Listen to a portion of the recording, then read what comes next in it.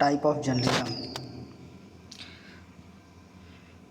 संसार में पत्रकारिता का इतिहास बहुत पुराना नहीं है, लेकिन 21वीं शताब्दी में यह एक ऐसा सशक्त विषय के रूप में उभर कर आया है जिसकी कल्पना नहीं की जा सकती। आज इसका क्षेत्र बहुत व्यापक हो चुका है और विविधता भी लिए हुए है। शायद ही कोई क्षेत्र बचा हो जिसमें पत्रकारिता की उपदेयता या इंटरफेरेंस को सिद्ध नहीं किया जा सके। इसलिए यह कहना अतिशयोक्ति न होगा कि आधुनिक युग में जितने भी क्षेत्र हैं सबके सब पत्रकारिता के भी क्षेत्र हैं, चाहे वह राजनीति हो या न्यायालय या कार्यालय, विज्ञान हो या प्रौद्योगिकी हो या शिक्षा, साहित्य हो या खेल, विकास हो या कृषि या गांव, महिला हो या बाल या समाज, पर्यावरण हो या अंतरिक्ष या खोज। इन सभी क्षेत्रों में पत्रकारिता की महत्ता एवं उपदेयता को सहज ही महसूस किया जा सकता है। दूसरी बात यह है कि लोकतंत्र में इसे चौथा स्तंभ कहा जा सकता है। ऐसे में इसकी पहुंच हर क्षेत्र में हो जाती है। यह बहुत आयामी पत्रकारिता के कितने भी प्रकार हैं, इस पर विस्तृत रूप से चर्चा की जा रही है। इससे पहले हम ये जानते हैं कि पत्रकारिता है क्या। पत्रकारिता आधुनिक सभ्यता का एक प्रमुख व्यवसाय है जिसमें समाचारों का एकत्रीकरण, लिखना, जानकारी एकत्र करके पहुंचाना, संपादित करना और समन्वयक प्रस्तुतिकरण आदि सम्मिलित है। आज के युग में पत्रकारिता के भी अनेक माध्यम हो गए हैं, जैसे अखबार, पत्रिकाएं, रेडियो, दूरदर्शन, वेब पत्रकारिता आदि। बदलते वक्त के साथ बाजारवाद और पत्रकारिता के अंतर संबंधों ने पत्रकारिता की विषय वस्तु तथा प्रस्तुति शैली में व्यापक परिवर्तन किए। पत्रकारिता शब्द अंग्रेजी के जर्नलिज्म का हिंदी रूपांतरण है। शब्दार्थ की दृष्टि से जर्नलिज्म शब्द जनरल से निर्मित है और इसका आशय है दैनिक अर्थात जिसमें दैनिक कार्यों व सरकारी बैठकों का विवरण हो। आज जर्नल शब्द मैगजीन का घोतक हो चला है, यानी दैनिक समाचार पत्र या दूसरे प्रकाशन, कोई सर्वाधिक प्रकाशन जिसमें किसी विशेष क्षेत्र में के समाचार हों। पत्रकारिता के प्रकार। पत्रकारिता का पहला प्रकार है खोजी पत्रकारिता, इन्वेस्टिगेशन जर्नलिज्म।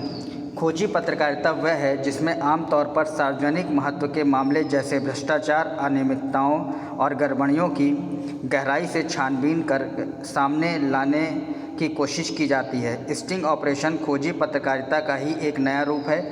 खोजपरक पत्रकारिता भारत में अभी भी अपने शैशव काल में ही है।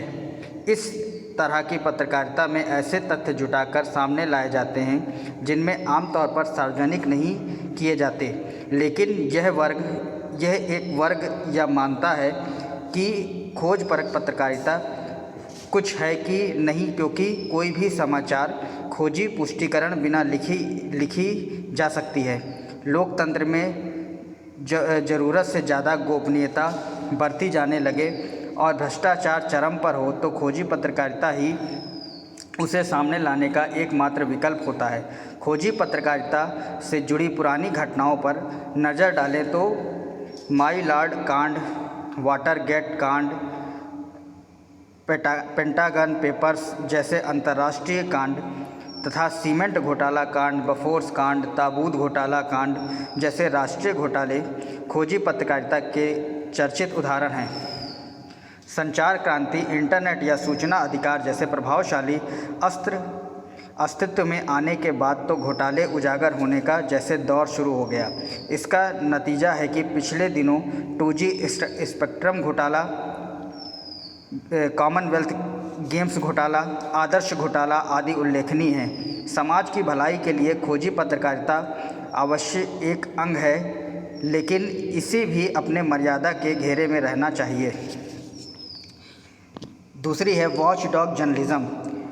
वॉचडॉग पत्रकारिता लोकतंत्र में पत्रकारिता को चौथा स्तंभ माना गया है। इस लिहाज से इसका मुख्य कार्य सरकार के कामकाज पर निगाह रखना और कहीं भी कोई गड़बड़ी हो तो उसका पर्दाफाश करना है। इसे परंपरागत रूप से वॉचडॉग पत्रकारिता कहा जाता है। दूसरी ओर सरकारी सूत्रों पर आधारित पत्रकारिता है। इसके तहत मीडिया केवल वही समाचार देता है जो सरकार चाहती है और अपने आलोचनापरक पक्ष का परित्याग कर देता है। इन दो बिंदुओं के बीच तालमेल के जरिए ही मीडिया और उसके तहत काम करने वाले विभिन्न समाचार संगठनों की पत्रकारिता का निर्धारण होता है। तीसरा है ऑनलाइन जर्नलिज्म या ब्रॉडकास्ट पत्रकारिता। ब्रॉडकास्ट पत्रकारिता, इसमें दो तरह की पत्रकारिता आती है। इसे टेलीविज़न पत्रकारिता, समाचार पर एक पत्रिका के बाद श्रव्य माध्यम का विकास हुआ और इसके बाद श्रव्य साधन जैसे इंटरनेट के विकास के साथ ही इस माध्यम का इतनी तेज़ी से विकास हुआ कि आज इसके बिना चलन मुश्किल हो गया है। इसे मुख्यतः 3 वर्गों में रखा जा सकता है, जिसमें सूचना, मनोरंजन और शिक्षा।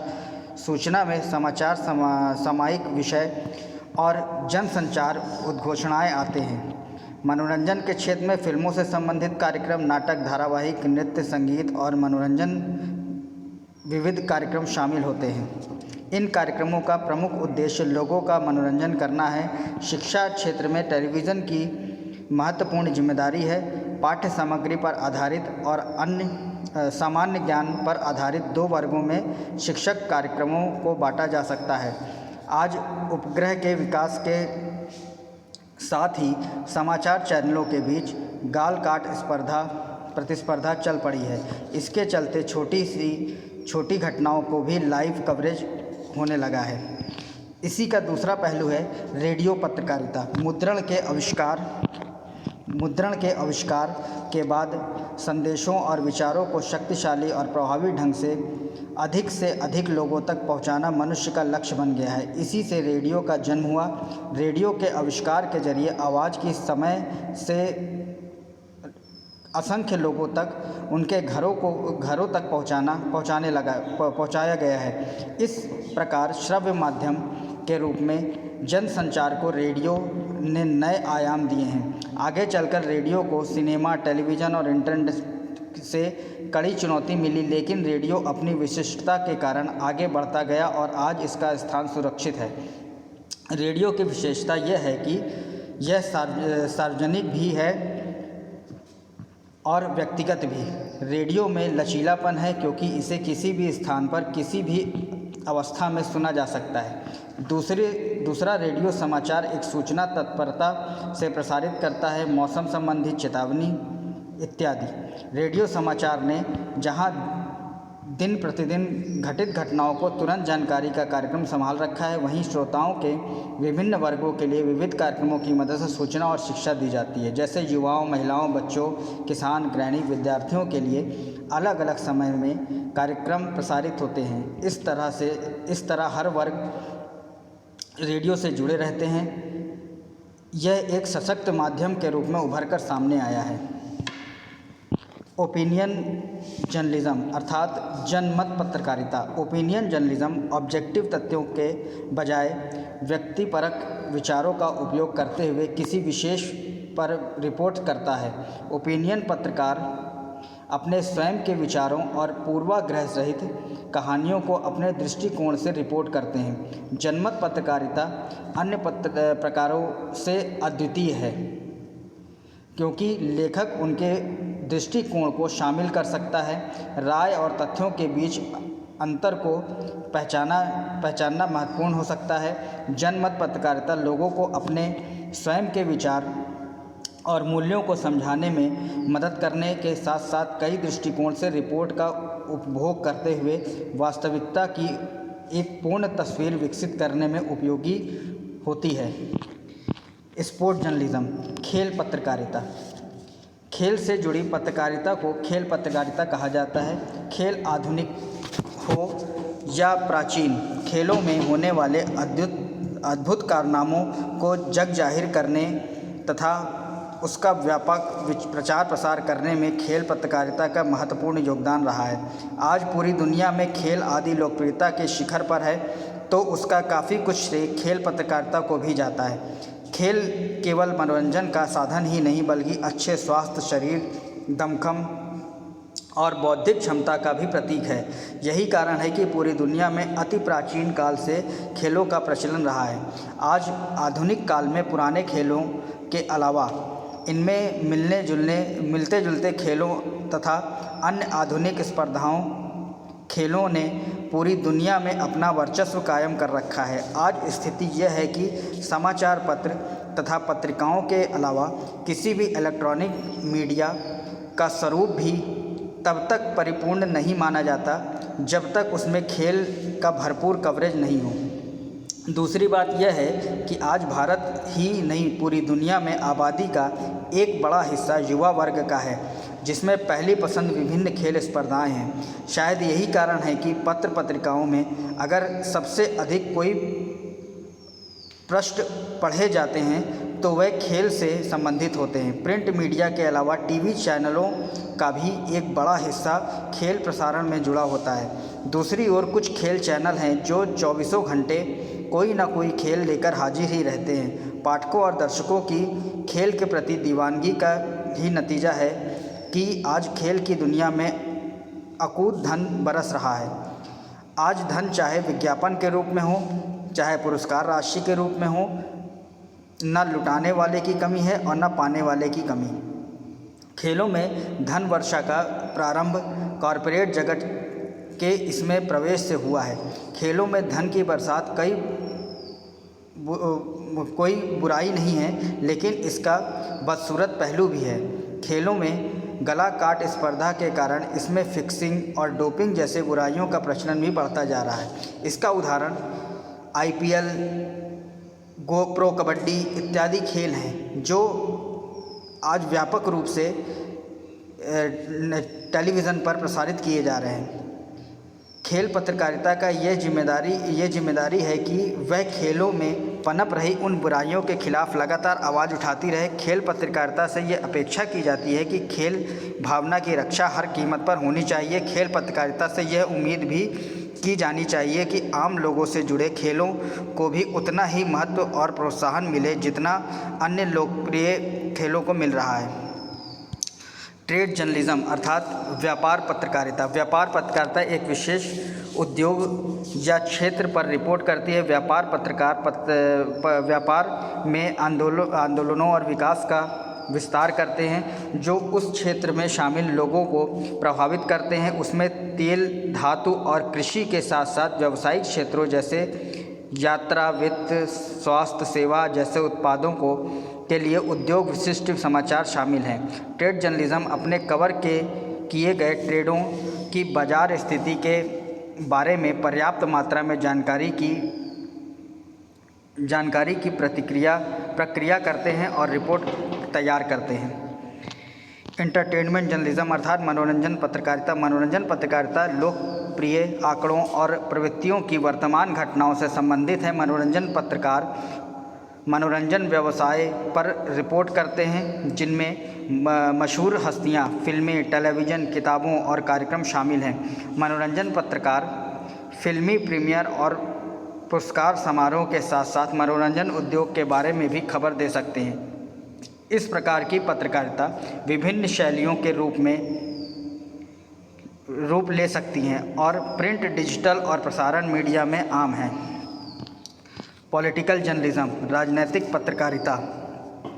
समाचार पत्रों में सबसे अधिक पढ़े जाने वाला और चैनलों पर सर्वाधिक देखे सुने जाने वाला समाचार राजनीति से जुड़े होते हैं। राजनीति की उठापटक, लटके झटके, आरोप प्रत्यारोप, रोमांचक, झूठ सच, आना जाना आदि से जुड़े समाचार सुर्खियों में होते हैं। राजनीति से जुड़े समाचारों का पूरा बाजार विकसित हो चुका है। राजनीतिक समाचारों के बाजार में समाचार पत्र और समाचार चैनलों अपने उपभोक्ताओं के रिझाने के लिए नित्य नए प्रयोग करते नज़र आ रहे हैं। चुनाव के मौसम में तो प्रयोग की झड़ी लग जाती है और हर कोई एक दूसरे को पछाड़कर आगे निकल जाने की होड़ में शामिल हो जाता है। राजनीतिक समाचारों की प्रस्तुति में पहले से अधिक बेवाकी आई है। लोकतंत्र की दुहाई के साथ जीवन के लगातार हर क्षेत्र में राजनीति की दखल बढ़ा है और इस कारण राजनीतिक समाचारों की भी संख्या बढ़ी है। ऐसे में इन समाचारों को नज़रअंदाज कर जाना संभव नहीं है। राजनीतिक समाचारों की आकर्षक प्रस्तुति लोकप्रियता हासिल करने का बहुत बड़ा साधन बन चुका है। इसके अलावा कुछ अन्य प्रकार की पत्रकारिताएं भी होती हैं, जैसे क्राइम जर्नलिज्म अर्थात अपराध पत्रकारिता। राजनीतिक समाचार के बाद अपराध समाचार ही महत्वपूर्ण होते हैं। बहुत से पाठकों व दर्शकों के अपराध समाचार जानने की भूख होती है। इसी भूख को शांत करने के लिए ही समाचार पत्रों व चैनलों में अपराध डायरी, सनसनी, वारदात, क्राइम फाइल जैसे समाचार कार्यक्रम प्रकाशित एवं प्रसारित किए जाते हैं। एक अनुमान के अनुसार किसी समाचार पत्र में लगभग 35% समाचार अपराध से जुड़े होते हैं। इसी से अपराध पत्रकारिता को बल मिला है। दूसरी बात यह है कि अपराध घटनाओं की सीधा संबंध व्यक्ति, समाज, संप्रदाय, धर्म और देश से होता है। आपराधिक घटनाओं का प्रभाव व्यापक होता है। यही कारण है कि समाचार संगठन बड़े पाठक दर्शक वर्ग का ख्याल रखते हुए इस प्रकार विशेष फोकस करते हैं। दूसरा है एडवोकेसी जर्नलिज्म। पत्रकारिता यानी पैरवी करना। एडवोकेसी यानी पैरवी करना। किसी खास मुद्दे या विचारधारा के पक्ष में जनमत बनाने के लिए लगातार अभियान चलाने वाले पत्रकारिता को एडवोकेसी पत्रकारिता कहा जाता है। मीडिया व्यवस्था का ही एक अंग है और व्यवस्था के साथ तालमेल बैठाकर चलने वाले मीडिया को मुख्य धारा मीडिया कहा जाता है। दूसरी ओर कुछ ऐसे वैकल्पिक सोच रखने वाले मीडिया होते हैं जो किसी विचारधारा या किसी खास उद्देश्य की पूर्ति के लिए निकाले जाते हैं। इस तरह की पत्रकारिता को एडवोकेसी या पैरवी पत्रकारिता कहा जाता है, जैसे राष्ट्रीय विचारधारा, धार्मिक विचारधारा से जुड़े पत्रकारिताएँ। तीसरा है येलो जर्नलिज्म यानी पीत पत्रकारिता। पाठकों को लुभाने के लिए झूठी अफवाहों, आरोपों, प्रत्यारोपों, प्रेम संबंध आदि से संबंधित सनसनीखेज समाचारों से संबंधित पत्रकारिता को येलो पत्रकारिता या पीत पत्रकारिता कहा जाता है। इसमें सही समाचारों की अपेक्षा करके सनसनीखेज फैलने वाले समाचार का ध्यान खींचने वाले शीर्षकों का बहुतायत में प्रयोग किया जाता है। इसे समाचार पत्रों की बिक्री बढ़ाने, इलेक्ट्रॉनिक मीडिया की टीआरपी बढ़ाने का घटिया तरीका माना जाता है। इसमें किसी समाचार, खासकर ऐसे सार्वजनिक क्षेत्र से जुड़े व्यक्ति द्वारा किए गए कुछ आपत्तिजनक कार्य, घोटाले आदि को बढ़ा चढ़ाकर सनसनी बनाई जाती है। इसके अलावा पत्रकार द्वारा अव्यावसायिक तरीके अपनाए जाते हैं। Page 3 journalism. पेज 3 पत्रकारिता उसे कहते हैं जिसमें फैशन, अमीरों की पार्टियां, महिलाएं और जाने माने लोगों की निजी जीवन के बारे में बताया जाता है। महिला पत्रकारिता, वुमेन जर्नलिज्म। महिला पुरुष आज भले ही समान हो चुके हैं, प्रायः हर क्षेत्र में महिलाओं की उपस्थिति और भागीदारी नज़र आ रही है। ऐसे में पत्रकारिता के क्षेत्र में महिलाओं की भागीदारी भी देखी जाने लगी है। दूसरी बात यह है कि शिक्षा ने महिलाओं को अपने अधिकारों के प्रति जागरूक बनाया है। अब महिलाएं भी अपने करियर के प्रति सचेत हैं।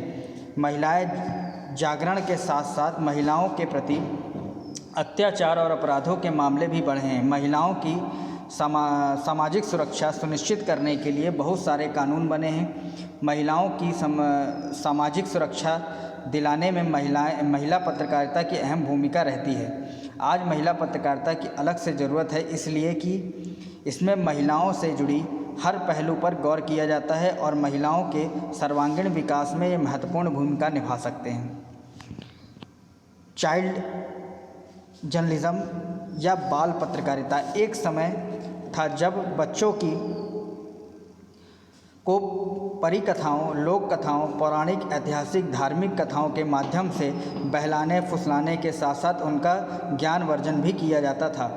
इन कथाओं का बच्चों के चरित्र विकास पर भी गहरा प्रभाव होता था। लेकिन आज संचार क्रांति की इस युग में बच्चों के लिए जन सूचना तंत्र काफ़ी विस्तृत और अनंत हो चुका है। कंप्यूटर और इंटरनेट तक पहुंच ने इनके बाल मन स्वभाव के अनुसार जिज्ञासा को असीमित बना दिया है। ऐसे में इस बात की आशंका और गुंजाइश बनी रहती है कि बच्चों तक वे सूचनाएं भी पहुंच सकती हैं जिनमें उनके बाल मन के भटकाव की भी संभव हैं। ऐसी स्थिति में बाल पत्रकारिताओं का सार्थक सोच बच्चों को सही दिशा की ओर अग्रसर कर सकती है, क्योंकि बाल मन स्वभाव तरु जिज्ञासु और सरल होता है। इसलिए बाल पत्रकारिता की ज़रूरत महसूस की जाती है। इकोनॉमिक जर्नलिज्म, आर्थिक पत्रकारिता।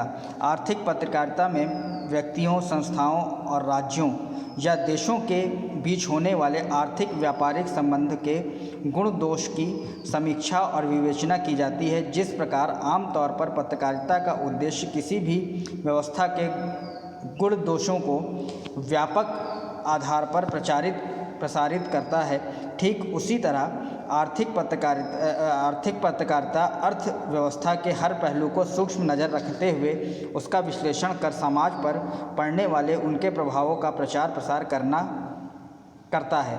दूसरी बात यह है कि आर्थिक पत्रकारिता को आर्थिक व्यवस्था और उपभोक्ता के बीच सेतु की भूमिका निभाना पड़ता है।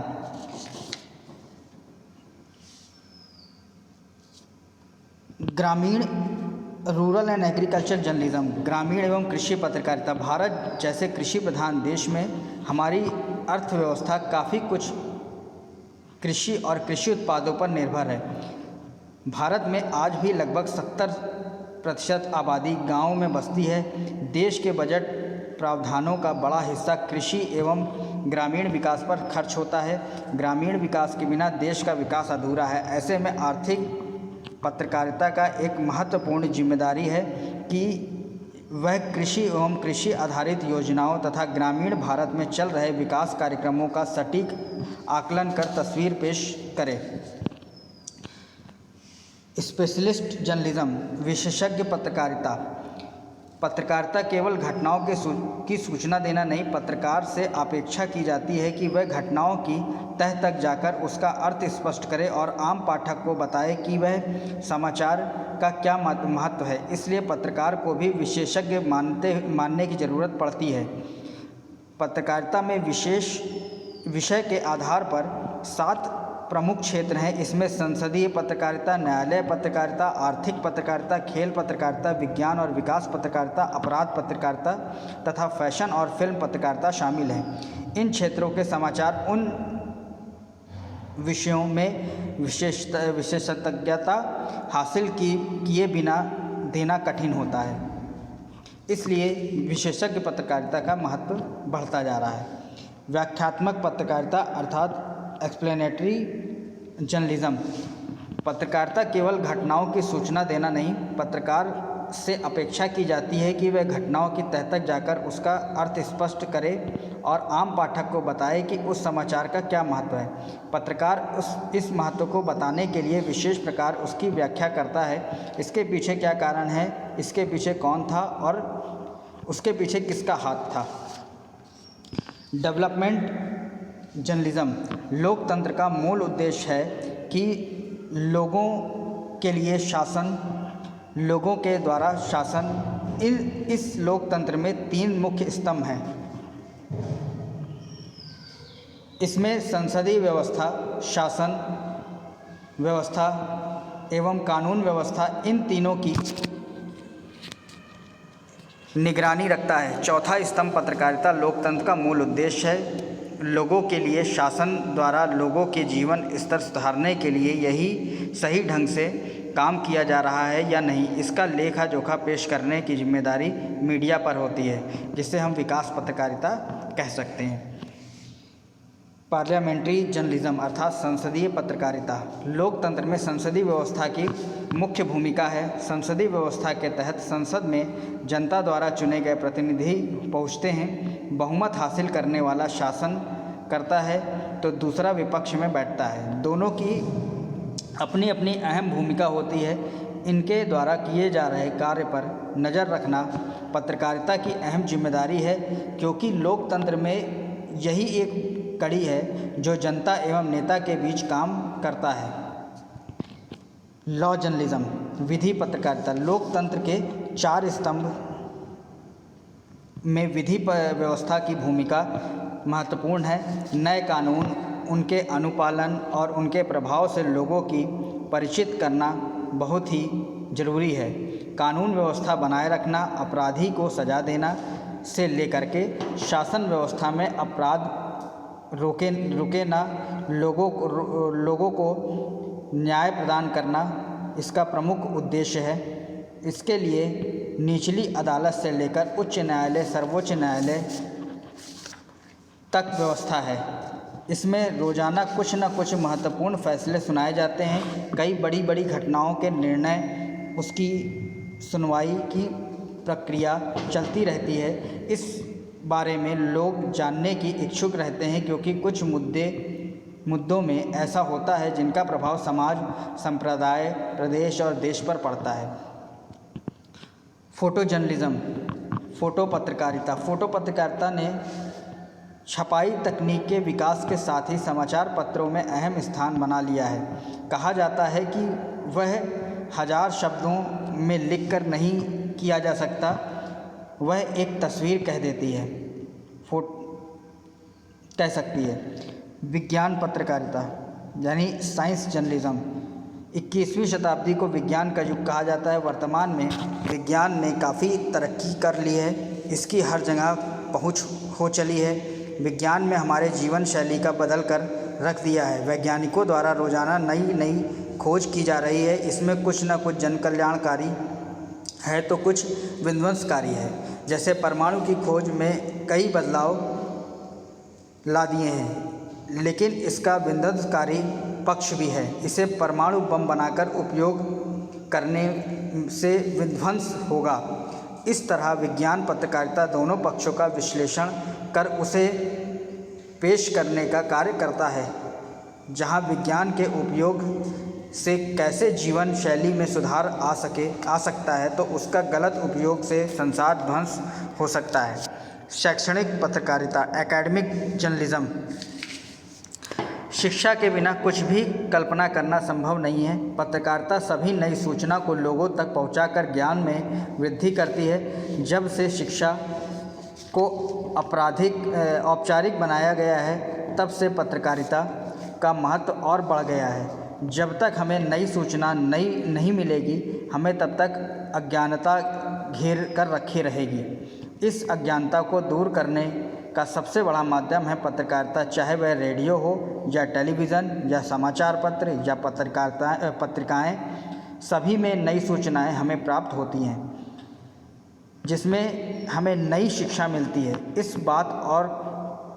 एक बात और है कि शिक्षित व्यक्ति एक माध्यम में संतुष्ट नहीं होता है, वह अन्य माध्यमों को भी देखना चाहता है। यह जिज्ञासा ही पत्रकारिता को बढ़ावा देता है, तो पत्रकारिता उसे जिज्ञासा के अनुरूप शिक्षा और ज्ञान प्रदान कर उसकी जिज्ञासा को शांत करने का प्रयास करता है। इसे पहुंचाना ही शैक्षिक पत्रकारिता का कार्य है।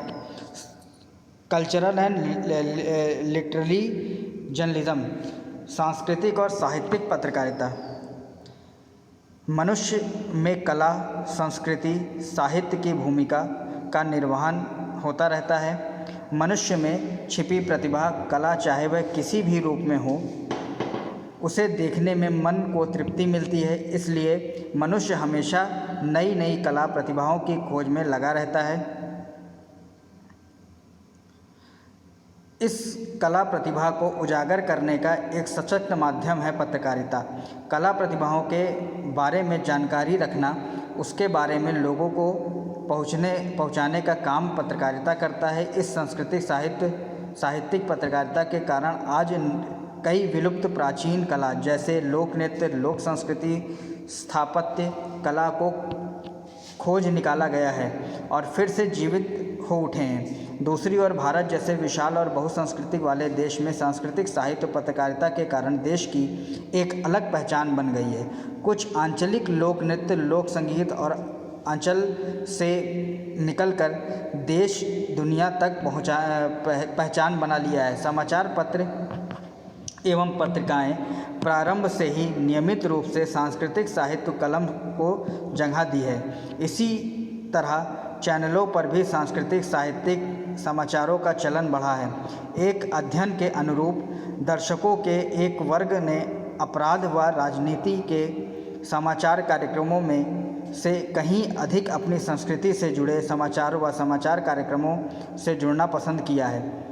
साहित्य व संस्कृति पर उपभोक्तावादी संस्कृति व बाजार का प्रहार देखकर केंद्र व प्रदेश की सरकारें बहुत बड़ा बजट इन्हें संरक्षित करते व प्रसारित करने के लिए खर्च कर रही है। साहित्य व संस्कृति के नाम पर चलने वाले बड़ी बड़ी साहित्यिक व सांस्कृतिक संस्थाओं के बीच वाद प्रतिवाद, आरोप प्रत्यारोप और गुटबाजी ने साहित्य संस्कृति में मामला समाचारों की संभावनाओं को बहुत बढ़ाया है।